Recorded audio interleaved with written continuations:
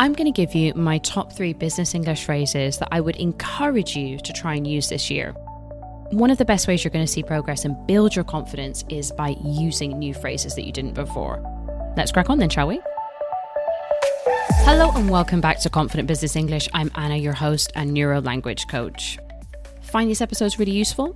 Join our community of professionals worldwide and become a free member. You'll get the newsletter and lots of extra content.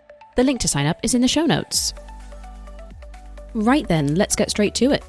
I've got 3 phrases on the list for today, and what I'm going to do is I'm going to start with the context, then I'll go through the meaning, I'll give you some examples, and there'll be an opportunity for you to practice alongside me. The first phrase I want to show you is all around decision making and taking action. Imagine you're in a meeting and you want to get across what you think is the best approach. A lovely phrase you can use is the best course of action. The best course of action. This simply means the most effective or appropriate steps to sort out an issue or a problem or handle a situation. Let me give you some examples. I really feel the best course of action here is to postpone the meeting until we have more information. I think the best course of action is to prioritize the most critical tasks first, and then we can revisit the other things later. You might even want to ask somebody a question. What do you think the best course of action is here? Now over to you. I want you to practice these sentences, repeat them out loud or in your head if you're in a public place and you don't want to look a little bit weird. I believe the best course of action is to continue what we're doing.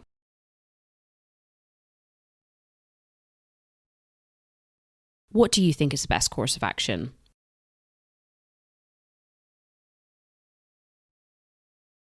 I believe the best course of action is to wait until we know more.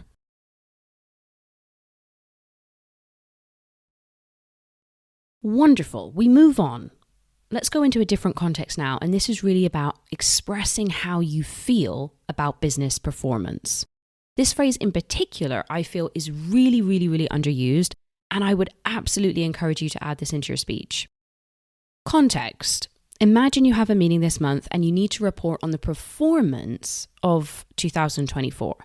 And you want to express that you're happy with the performance, but we're not going to use the word happy. We're going to use the word pleased. I'm really pleased with how the team did last year. I'm very pleased with how the team performed. I'm really pleased with how everything came off. That just essentially means how everything happened.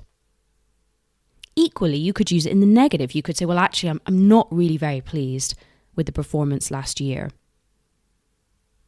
Don't worry, I know you're thinking, okay, but Anna, so what's the difference between to be happy with something and to be pleased with something? A very valid question, of course. To be pleased with something, you're talking about, yes, I'm satisfied with the outcomes and the performance. That's why it's such a great fit in business English.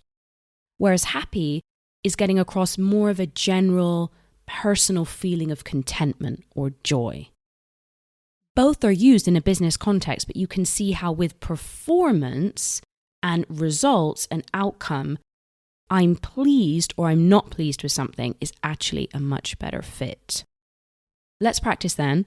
I'm going to give you some sentences. Just repeat wherever you are. Overall, I'm really pleased with last year's performance. I'm really pleased with how the project's going. I'm not very pleased with the work that's being done. I'm really pleased with your progress so far.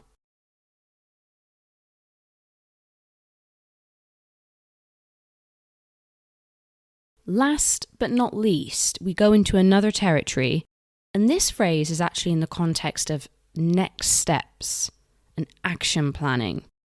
It actually appears at the end of a sentence rather than at the beginning, and the sentence we're going to look at is, and then we can take it from there.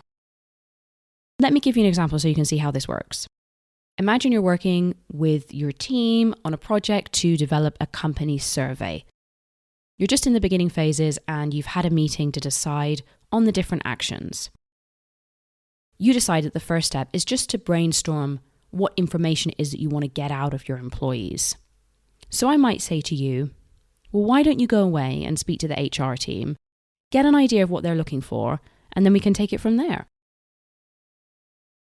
Essentially, what I'm saying is, we'll decide on the next steps based on the outcome of this task. I mean, how common is that in a business environment? We're always doing that. Here's another scenario, and as a senior manager, this is definitely a situation that you might come across. Imagine you're interviewing for a role and you have to have multiple interviews. In fact, I've got a client right now that's going through this process. If you're involved with a headhunter and you've contacted them, they might say something like this to you. Well, look, Anna, send me across your CV. I'll take a look at it and we can take it from there. Meaning, we'll decide what to do next once I've had a look at your CV.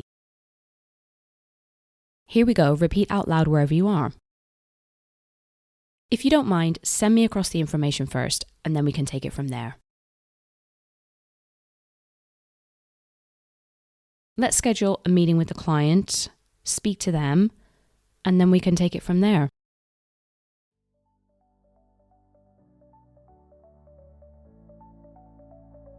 Let's get in touch with the US office first, find out what they have to say, and then we can take it from there.